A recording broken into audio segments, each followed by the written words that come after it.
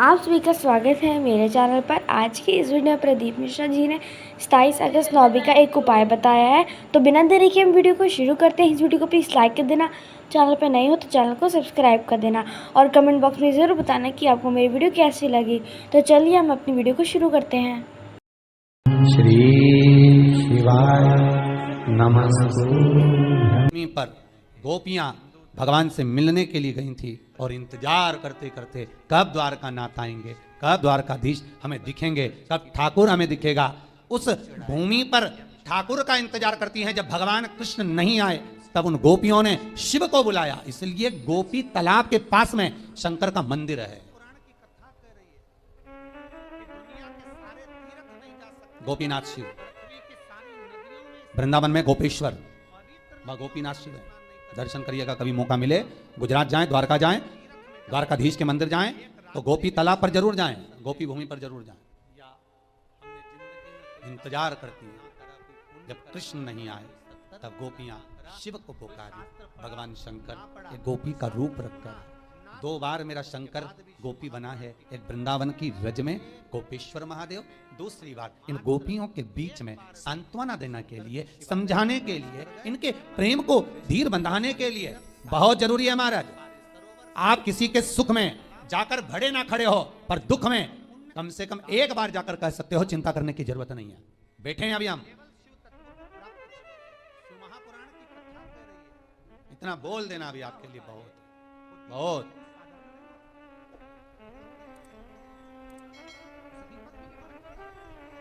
अरे क्यों चिंता करते हो? किसी का बिल पावर मजबूत करो बस।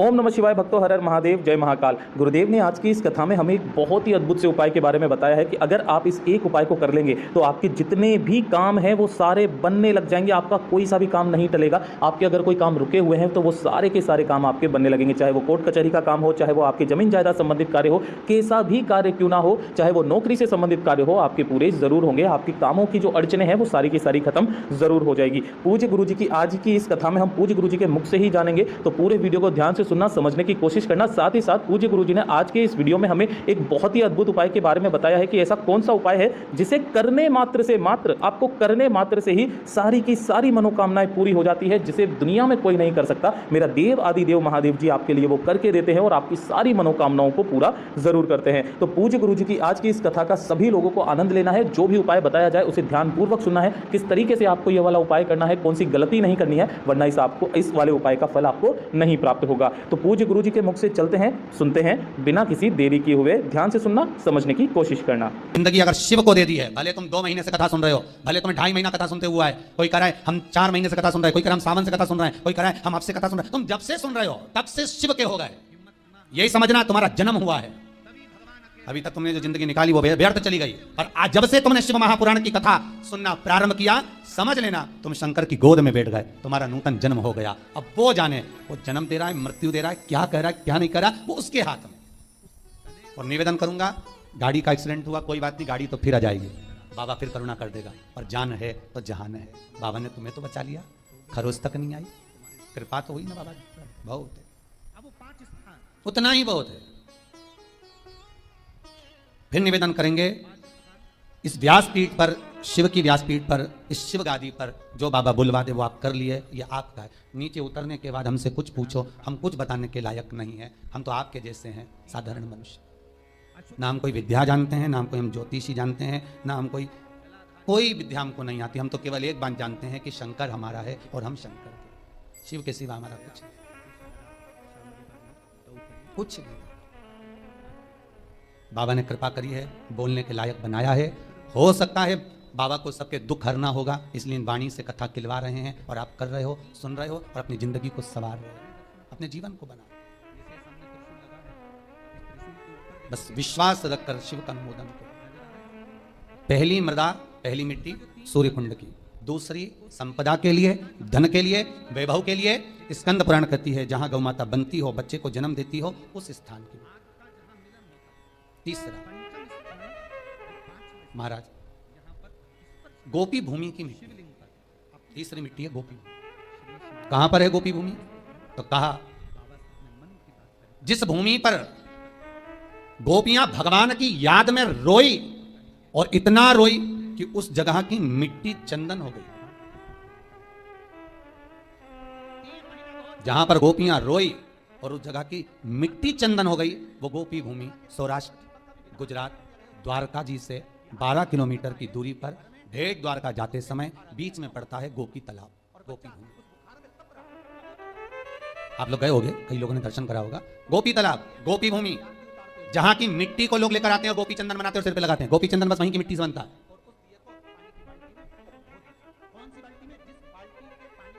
तीसरी मृदा, गोपी भूमि, जिस भूमि पर गोपियां भगवान से मिलने के लिए गई थी और इंतजार करते करते कब द्वारकानाथ आएंगे, कब द्वारकाधीश हमें दिखेंगे, कब ठाकुर हमें दिखेगा, उस भूमि पर ठाकुर का इंतजार करती हैं। जब भगवान कृष्ण नहीं आए तब उन गोपियों ने शिव को बुलाया, इसलिए गोपी तालाब के पास में शंकर का मंदिर है।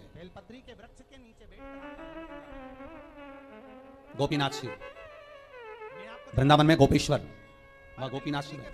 दर्शन करिएगा, कभी मौका मिले, गुजरात जाएं, द्वारका जाएं, द्वारकाधीश के मंदिर जाएं, तो गोपी तालाब पर जरूर जाएं, गोपी भूमि पर जरूर जाएं। इंतजार करती है, जब कृष्ण नहीं आए तब गोपियां शिव को पुकारी। भगवान शंकर एक गोपी का रूप रखकर 2 बार मेरा शंकर गोपी बना है। एक वृंदावन की रज में गोपेश्वर महादेव, दूसरी बार इन गोपियों के बीच में सांत्वना देने के लिए, समझाने के लिए, इनके प्रेम को धीर बंधाने के लिए। बहुत जरूरी है महाराज, आप किसी के सुख में जाकर भड़े ना खड़े हो, पर दुख में कम से कम एक बार जाकर कह सकते हो चिंता करने की जरूरत नहीं है। बैठे हैं अभी हम, इतना बोल देना अभी आपके लिए बहुत बहुत। फिर वही वाली बात आ गई जो पहले कथा में, अरे क्यों चिंता करते हो, किसी का बिल पावर मजबूत करो बस।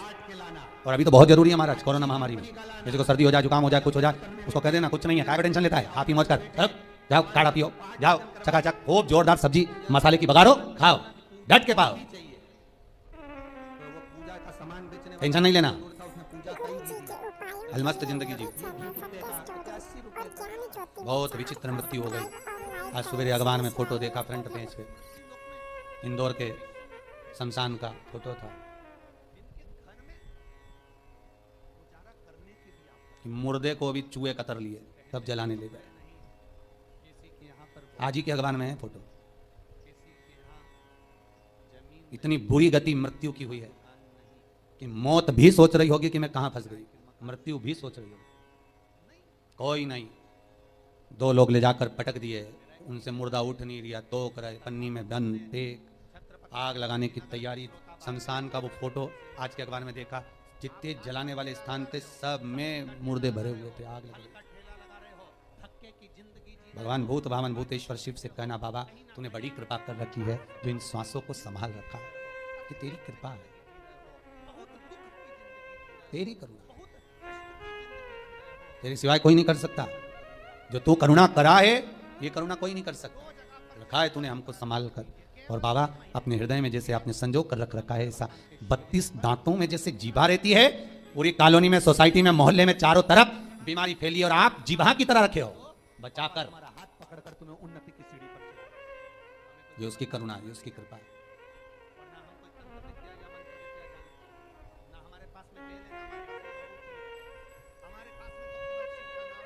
और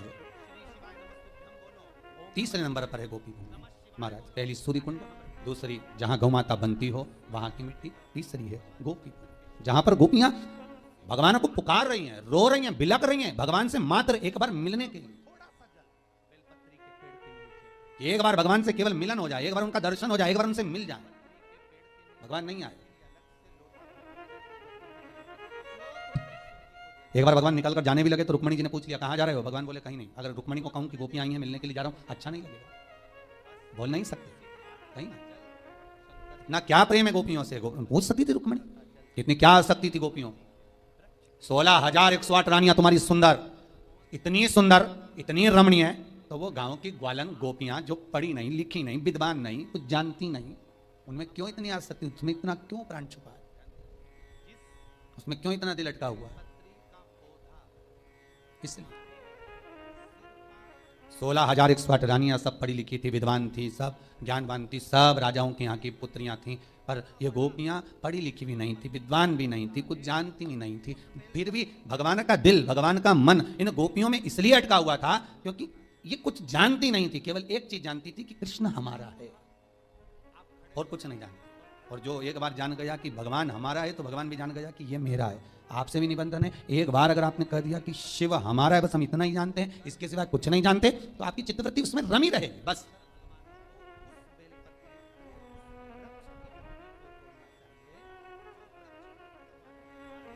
फिर वो चित्तवृत्ति शिव में रमी रहे, कहीं भटके ही ना।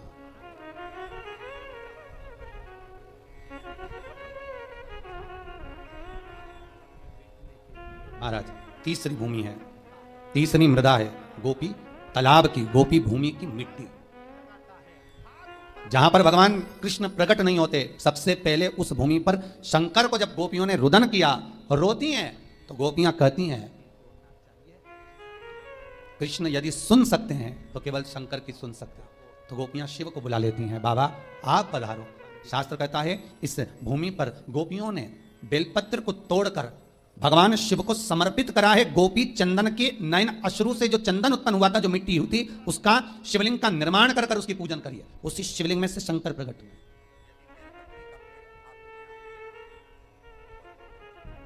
कई लोग व्हाट्सएप पे प्रश्न करे हैं, गुरुजी से पूछ कर बताना कि शिवरात्रि के दिन गुरुजी जो पूजन कराएंगे रात को 9:20 से 10:20 तक, तो उसमें पार्थिव शिवलिंग का निर्माण करने का गुरुजी बोले कि मिट्टी का शिवलिंग बनाना है, गमले की मिट्टी हो, बगीचे की मिट्टी हो, मिट्टी का शिवलिंग बनाना। हमारे घर में शिवलिंग होगा तो क्या हम उसका पूजन नहीं कर सकते? हमारे घर में जो शिवलिंग है, हमारे घर में नर्मदेश्वर महादेव, हमारे घर में पारत का शिवलिंग है, हमारे घर में स्फटिक का शिवलिंग है, क्या हम उसकी पूजन नहीं कर सकते? कर सकते हो, मना नहीं है। पर अश्विन के अधिक मास में जिस शिवलिंग की आप पूजन करेंगे, अश्विन अधिक मास में जिस शिवलिंग की आप आराधना करेंगे, उससे कामना कर कर उस शिवलिंग को शिवरात्रि के दिन आप जो पूजेंगे, पार्थिव शिवलिंग का निर्माण कर कर पूजन करेंगे, उसका विसर्जन होना जरूरी है। स्कंद पुराण से, शिव महापुराण से। यदि आप पारत का शिवलिंग रखेंगे, आप स्फटिक का शिवलिंग रखेंगे, नर्मदेश्वर शिवलिंग रखेंगे, तो वो तो आपके घर का है, उसका तो विसर्जन आप कर नहीं सकते। इसलिए भले इतनी सी मिट्टी का शिवलिंग बनाओ, पर शिवलिंग बनना चाहिए। ब्राह्मण श्वेत मिट्टी का, महाराज वैश्य पीली मिट्टी का, क्षत्रिय लाल मिट्टी का, शूद्र काली मिट्टी का शिवलिंग का निर्माण करे, यह शिव महापुराण में लिखा है। पर अश्विन शिवरात्रि के दिन 15 अक्टूबर के दिन जो तुम शिवलिंग का निर्माण करोगे, उसमें यह ना सोचिएगा कि हमें सफेद मिट्टी का बनाना है, कि लाल मिट्टी का बनाना है, कि पीली मिट्टी का बनाना है, कि काली मिट्टी का बनाना है। बस मिट्टी होना चाहिए, मृदा होना चाहिए।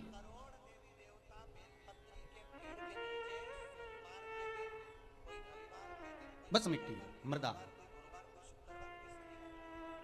महाराज पार्थिव शिवलिंग का निर्माण केवल आप लोग ही नहीं कर रहे। पार्थिव शिवलिंग का निर्माण शिव महापुराण की कथा कहती है, लिंग पुराण की कथा कहती है, इंद्र, बृहस्पति, चंद्र, जितने 33 कोटि देवता हैं, इन सब ने पार्थिव शिवलिंग का निर्माण किया है। बस अंतर इतना था, कोई ने शिवलिंग बनाया तो पन्ना का बनाया, कोई ने मोती का बनाया, कोई ने अक्षत का बनाया, कोई ने स्फटिक का बनाया। निर्माण उन्होंने भी करा, पार्थिव शिवलिंग का निर्माण कर रहे हैं, पर जितना जिसका भाव था उसके अनुसार उन्होंने निर्मित करा, उसका विसर्जन भी किया उन्होंने।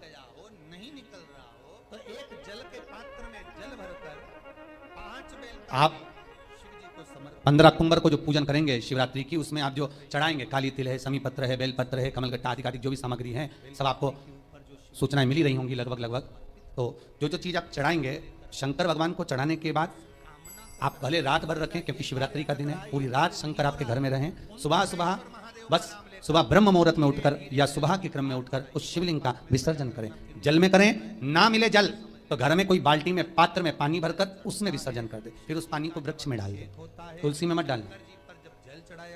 वहां भी विसर्जन का नहीं हो तो पीपल के पेड़ के नीचे विसर्जन कर दें, बड़ के पेड़ के नीचे विसर्जन कर दें, आंवले के पेड़ के नीचे विसर्जन कर दें। वहां पर रखकर पानी डालते जाएं, गल जाएगा, विसर्जित हो जाएगा। पर पार्थिव शिवलिंग का निर्माण कर कर पूजन करने का भाव शिवरात्रि के दिन प्रखर रहता है। उसका फल तत्व लाखों करोड़ों गुना होता है, उसका फल अधिक नहीं, उसका फल नहीं, बहुत है। महाराज भगवान शिव का सुंदर भाव प्रकट किया तो 3 जगह की मिट्टी का स्मरण, सूर्य कुंड, गौबंदने का स्थान, तीसरा गोपीतल, तो वहां पर शिव की आराधना करी। भगवान शंकर जब प्रकट हुए उस पार्थिव शिवलिंग में से, भगवान जब निकलते हैं बाहर, प्रकट होते हैं बाहर, पूछा गोपियों तुम्हें क्या चाहिए, किस लिए तुमने मुझे पुकारा है? तब शंकर भगवान ने जब गोपियों से पूछा तो गोपियां कहती हैं हम कृष्ण को पुकार रहे हैं, वो आते ही नहीं है।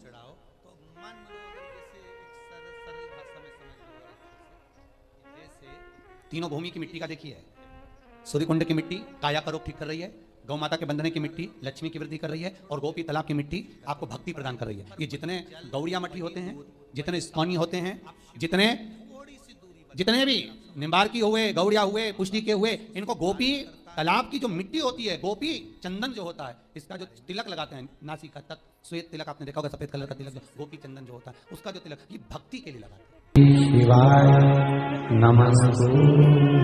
चाहे नाग पंचमी हो, चाहे श्रावण महीने की शुक्ल पक्ष की, चाहे कृष्ण पक्ष की पंचमी हो, और समझ लो अच्छे से, श्रावण महीने की पंचमी के दिन देवाधिदेव महादेव पर चढ़ाई गई शमी पत्र आस्तिक मुनि का नाम लेकर, कौन से मुनि? आस्तिक मुनि का नाम लेकर केवल आपके सिवाय भगवान शमी पत्र को वापस उठाकर रात भर उसको अपने दरवाजे की चौखट पर कहीं पर भी या द्वार पर कहीं पर भी एक ओर रख देने पर घर के अंदर, बगीचे के अंदर सर्प प्रवेश नहीं करता। ध्यान रखिए, सर्प प्रवेश नहीं करेगा। शमी पत्र समर्पित करने पर, उस शमी पत्र को आस्तिक मुनि का स्मरण करने, कौन से मुनि हैं? आस्तिक मुनि का स्मरण करने पर भीतर घर के अंदर बगीचे में सर्प भी प्रवेश नहीं। उस शमी पत्र में जया, विषहरा, शामली वारी, दौतली और देव, ये पांचों कन्याओं का भाव प्रकट हो जाता है, और वो कन्याएं हमारे घर के द्वार की रक्षा करती हैं। तुम्हारे घर की बहन बेटी क्या करती है? तुम्हारे घर की बहन बेटियां क्या करती हैं? घर में बहन बेटी आती हैं तो बद्दुआ देकर नहीं जाती। घर में कन्याएं रहती हैं, बद्दुआ नहीं देती। घर की बेटियां जब दरवाजा छोड़कर शादी कर वाले दिन, विदाई के दिन अगर जाती भी हैं तो बेटियां हाथ में धान भरकर फेंक कर जाती हैं कि मेरा मायका खूब फले फूले आगे बढ़े। छापे लगाकर चली जाती हैं कि हमने हमारे जीवन की सारी दौलत, जीवन का सारा सुख अपने मायके में दे दिया है। वो बेटियां तो जया, विषहरा, शामली वारी, दौतली, देव, ये उस घर में निवास करती हैं जिससे ये पंचमी, उस गोपी चंदन को गलाकर शंकर के शिवलिंग कौन पर सी लगाइए। तिथि? त्रिपुंड, उसी त्रिपुंड की कन्याओं को अपने वक्ष स्थल चाहे पर वो लगाकर शुक्ल पक्ष जब की हो, बात करने जाओ, चाहे वो कृष्ण पक्ष की। मैं आशा करती हूँ कि आपको मेरी वीडियो अच्छी लगी होगी, तो इस वीडियो को प्लीज़ लाइक कर देना। चैनल पर नए हो तो चैनल को सब्सक्राइब कर देना। सब्सक्राइब के पास वाले बेल आइकन को प्लीज़ क्लिक कर देना ताकि मेरी न्यू वीडियो की नोटिफिकेशन सबसे पहले आप तक पहुँच पाए। और कमेंट बॉक्स में ये ज़रूर बताना कि आपको मेरी वीडियो कैसी लगी। Thank you everyone, thanks for watching.